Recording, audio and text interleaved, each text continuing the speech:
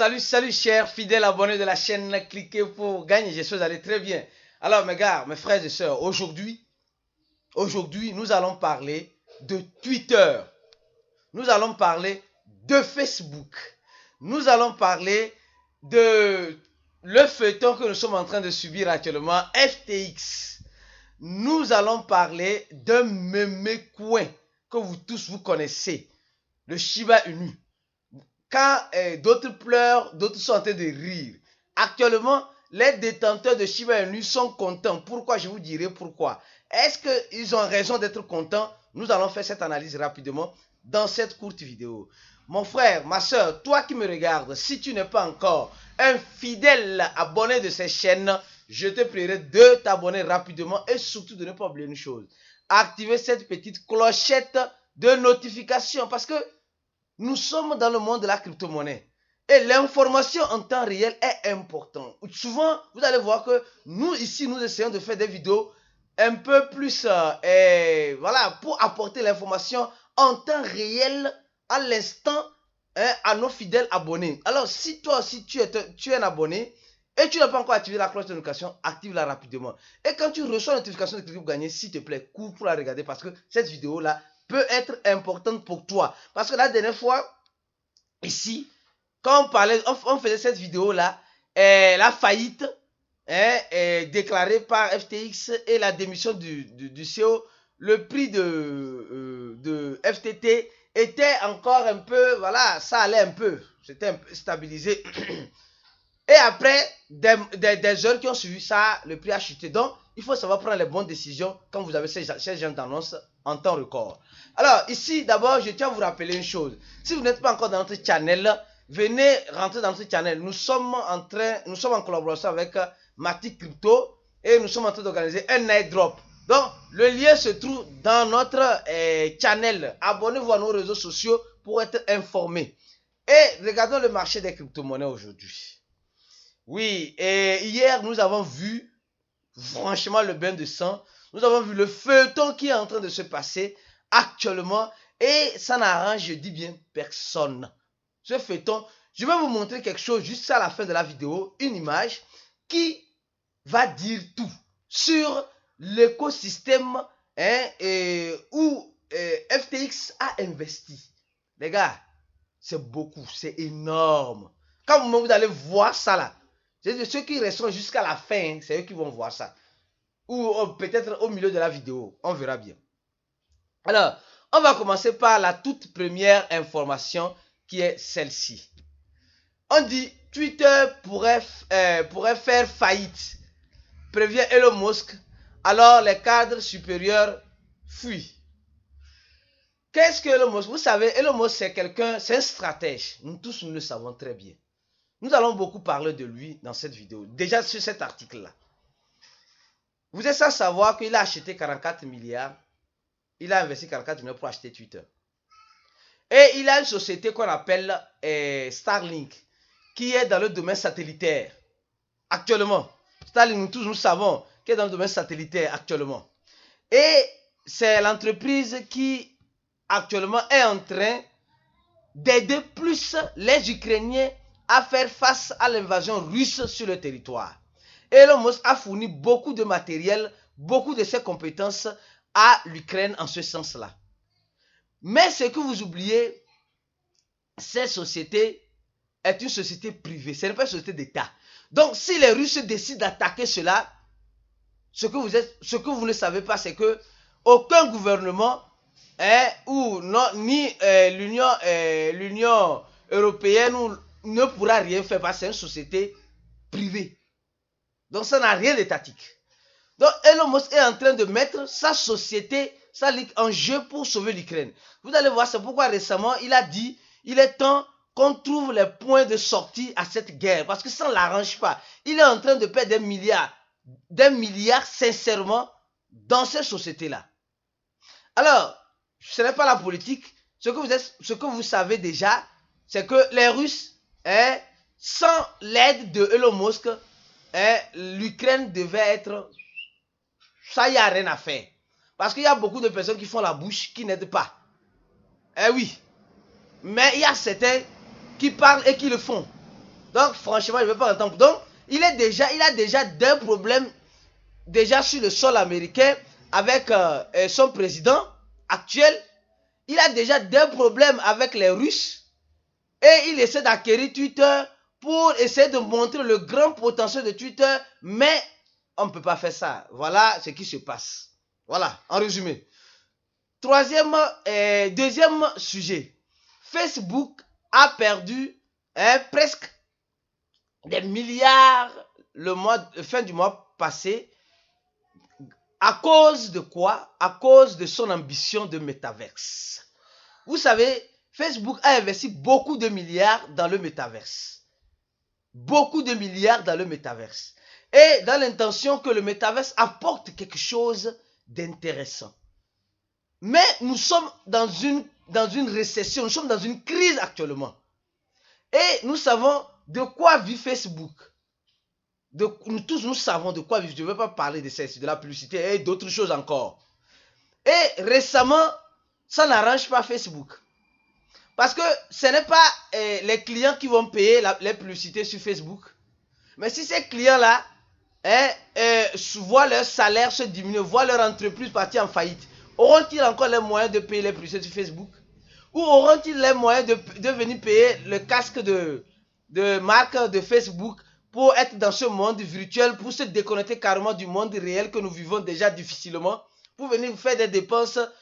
Les gars, ça serait pour une prochaine vidéo. Alors donc, Facebook est aussi en faillite, presque. Et ils ont renvoyé plus de 11 000 personnes. Twitter, qui se voit déjà en faillite, a renvoyé plus d'un millier de personnes aussi. Alors ça veut dire simplement qu'il y a un problème qui se passe. Ce n'est pas seulement dans FTX. Dans nos sociétés aussi courantes, les actions sont en train de chuter. Les sociétés sont en train de renvoyer, licencier certaines personnes. Alors, troisième information. Celle-ci. Troisième information, celle-ci. On dit ici, Twitter pense supprimer le pouce bleu là. Entre asp, le service du pouce bleu. Parce que Elon Musk, il est tout sauf idiot. Vous devez comprendre, ce monsieur est tout sauf idiot. Ce monsieur est tout sauf bête. Il dit, et il a raison. Les gars, le monsieur a raison. Il dit, les gens font abus d'autorité. Parce qu'ils ont ce petit pouce bleu là, ils se croient plus grands que tout le monde. C'est vrai. Oh. Et certaines personnes, il avait fait certaines révélations disant que certaines personnes ont payé plus cher pour avoir ce pouce bleu là, un peu plus de 15 000 $ pour avoir ce pouce bleu là. Or, ce pouce bleu là est gratuit. Donc, il y a eu de la corruption aussi dans l'ancienne administration de Twitter. Adama, regarde ce qui se passe actuellement. Oh. Alors donc, Elon Musk décide en ce sens de suspendre momentanément peut-être le pouce bleu. Or, c'était lui qui disait que le pouce bleu serait payé à 20 $, après à 8 $. Maintenant, il dit suspend momentanément le pouce bleu. Ce monsieur-là, c'est un mystère. Ce monsieur-là, ce que vous voyez, c'est un mystère. C'est un mystère qu'on ne peut pas finir de déchiqueter, sincèrement. Mais, ce que vous oubliez, c'est qu'il dit, on suspend, il a suspendu la vérification du pouce bleu, le service de paiement, peut-être va venir, peut-être ça ne serait plus le pouce bleu, ça serait le pouce orange, ou le pouce jaune, ou le pouce je ne sais quoi, qui serait peut-être de divers prix. Les autorités, ceux qui veulent avoir le pouce bleu vont payer 8 $, ceux qui veulent le pouce orange vont payer 20 $, ceux qui veulent... Donc, il peut changer les règles des données à tout moment. Il dit qu'il est en train de voir, il va attaquer le problème par ses racines. Donc, il est en train de voir quelque chose d'important. Bien que ça pourrait rentrer en faillite, comme la faillite de FTX, mais non, quand même, si tout rentre en faillite dans ce sens-là, peut-être il a dit ça aussi, dans l'intention de faire fuir certaines personnes, que tu es en faillite.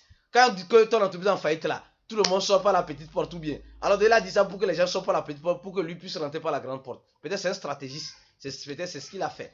Alors donc, il dit, il va remoduler vraiment beaucoup de choses qui ne vont pas avec Twitter. Beaucoup de choses qui ne vont pas avec Twitter. Toutefois, alors je m'arrête là. Parlons maintenant de FTX. Avant de venir sur le projet, parlons maintenant de FTX. Les gars, depuis d'avant-hier, sur les toits, sur les réseaux sociaux, Et il y a beaucoup de choses qui se passent. Le fondateur de FTX qui va liquider ses positions, le fondateur de Binance qui donne la sonnette d'alarme, le fondateur qui va liquider. Après, les gens ne commencent pas à demander assez de retrait sur sa plateforme. Il n'a plus d'argent pour, donc l'argent que les gens déposaient n'a plus ça pour payer les gens. Donc pour dire simplement, ce que vous voyez dans vos échangeurs centralisés là, c'est juste du virtuel. C'est-à-dire que c'est quand tu demandes le retrait que tu sais réellement que ça t'appartient sur un autre wallet. Si tu vois ça seulement là, c'est quand tu vas demander le gros retrait là que tu verras réellement. Alors donc, on disait c'était un milliardaire en crypto aussi. Déjà, c'était sur l'argent de ses clients qu'il était milliardaire. Bon, bref, il a dépensé tout ce qu'il avait pour sauver la boîte. Ça n'a pas marché. Il a frappé à plusieurs portes pour qu'on puisse revenir en aide. Certains sont venus en aide comme Gus de Tron, avec sa plateforme Hobby, et d'autres peut-être, d'autres actuellement le font tapis dans l'ombre. Mais ça reste toujours insuffisant. Il était obligé de laisser demander démission et laisser la gestion temporaire dans les mains d'un avocat qui va faire l'évaluation des trucs pour voir comment ils peuvent liquider peut-être le FTX. Jusqu'à là, c'est mauvaise nouvelle sur mauvaise nouvelle. Les partenaires de FTX qui étaient dans le Formule 1, qui étaient dans les jeux vidéo, tout cela, tous ces partenaires ont rompu le contrat avec FTX. Donc, ils sont dans de sales draps. Et la goutte d'eau, peut-être l'avant-dernière goutte d'eau pour déborder la vase, ils viennent nous dire aujourd'hui que c'est comme ça, ils ont été hackés, qu'ils ont perdu des millions de dollars encore sur les plateformes. Ils disent, dans les rumeurs, on dit de faire attention, de désinstaller tous les applicatifs et de ne même pas avoir accès au site FTX actuellement. Donc, qu'est-ce qui se passe? Ce qui se passe, c'est que peut-être, ça peut être, voilà, la complicité. Ils sont déjà par terre, ils ne peuvent plus encore tomber. Donc, tout ce qu'ils vont dire là, bon, ils savent qu'ils sont déjà morts. Entre asps, quoi. Donc, ils sont en train de dire carrément qu'ils ont été hackés. Donc, il y a beaucoup d'argent qui sont sortis sans l'autorisation et ils ont été hackés sur FTX Global et FTX, comment appelle-t-on, FTX américain, US. Donc, ça veut dire que tout est parti, voilà, on dit agua bâche, en bas de l'eau, hein, en bas de l'eau malheureusement. Mais, les gars, ces personnes-là, ce qui se passe, bon, c'est vrai, ils ont joué toutes leurs cartes nécessaires. Ils sont en train de jouer peut-être l'avant-dernière carte ou la dernière carte, on ne sait pas. Ce qui peut encore arriver de pire, qui est déjà arrivé à FTX actuellement, sincèrement. Quelqu'un qui est déjà par terre là, peut encore tomber. Déjà, soit il va sous sol, soit il va sous terre. Non mais, c'est pas possible. Soit eux-mêmes sont en train de creuser leur propre tombe pour s'enterrer. Alors donc, qu'ils ont perdu, donc, de faire attention, de ne pas télécharger quoi que ce soit, etc. Et voilà, prudence, n'essayez pas d'avoir accès à leur site. Et voilà, peut-être eux-mêmes ne veulent pas que les gens aient accès à leur site pour demander plus de retrait encore. C'est pourquoi cette simulation de hacking, peut-être venant de eux-mêmes, ou bien peut-être c'est un vrai hacking, on ne sait pas. Laissez en commentaire de la vidéo ce que vous en pensez. Alors je vais vous montrer juste une photo avant d'entamer le dernier sujet de Shiba Inu qui est important, où nous allons analyser ensemble ici. Regardez cette image. Vous-même regardez cette image. Regardez là où Alameda et FTX ont investi. Regardez très bien cette image. Hier, comme j'ai dit, si vous n'êtes pas membre VIP, vous ratez beaucoup de choses. En ce moment, dans le domaine de la crypto-monnaie, vous devez être dans ce genre de groupe. Nous avons le groupe gratuit, mais comme vous savez, le gratuit est limité. Et le groupe VIP où rien n'est limité, où nous parlons de tout et de rien là-bas. De tout. Donc, on passe l'information en premier, mais dans ce groupe. C'est important. Si vous êtes dans ce groupe VIP, laissez un commentaire de la vidéo pour les gens qui ne sont pas encore là-bas, pour leur montrer ce qu'ils sont en train de rater, du moins pour le moment. Parce que nous devons avoir un mindset bien préparé. Et dans ce groupe, nous sommes en train d'aider les gens à avoir le mindset bien préparé pour faire face à la situation du marché actuel. Alors donc, regardons très bien. Vous voyez les projets dans lesquels ils ont investi. Donc, si FTX est en train de tomber, il peut arriver que la majorité aussi de ces projets-là, qui n'ont pas les reins solides, tomberont aussi. Donc, c'est tout un écosystème qui est en train de tomber. Regardez très bien. Dans le projet DeFi, dans quoi ils ont investi? Regardez dans le projet, dans quoi ils ont investi. Regardez très bien. Regardez dans le projet NFT, dans quoi ils ont investi. Aïe. Regardez dans le projet, sur les autres plateformes, les autres échangeurs, dans quoi ils ont investi. Il y a Viager aussi encore ici. Ça, c'est ça, pas bon. Ils ont souffert de Lunaterra. Ils ont souffert aussi de notre plateforme là. Celsius. Ils sont en train de souffrir. Ah, Dieu, l'année là, c'est l'année où, franchement, on aura tout vu dans les cryptos. Regardez les plateformes de Web 3.0 dans lesquelles ils ont investi. Regardez les crypto-services. Ils ont même investi dans Seba Bank. Les gars, dans Paxson aussi. Les gars, c'est sérieux même. Regardez les infrastructures dans lesquelles ils ont investi. Ils ont investi dans Aptos récemment. Vous avez vu. Dans Lido, dans Liquidi. Ils ont investi dans Nair Protocol. Ils ont investi dans Solana. Ouais, dans Polygon. Dans Phantom. Ils sont positionnés dans plusieurs projets. Ils ont déjà liquidé ces projets-là. On ne sait pas. L'inventeur de cet avocat, on dira mieux. Alors, on continue la vidéo. Alors, voilà, je vais voir. Non, c'est déjà 15 minutes. Voilà l'information ici. Regardez très bien. Vous voyez un peu ce qui se passe. Ce qui se passe, c'est que quand les projets sont en train de montrer, certains projets sont en train de montrer leur audit dans certaines crypto-monnaies, certains échangeurs sont en train aussi de montrer qu'ils ont aussi beaucoup de Shiba Inu. Voilà Crypto.com, l'un des grands échangeurs sur le marché crypto, hein, qui détient, regardez bien, leurs réserves. Oui, ici, ils détiennent presque 19%, ils ont presque 3 milliards. Hein. Sur les 3 milliards, il y a 19% qui sont en réserve en Shiba Inu. Donc, pour voilà, les méconistes, si le mot existe, bien sûr, permettez-moi, les méconistes de Shiba Inu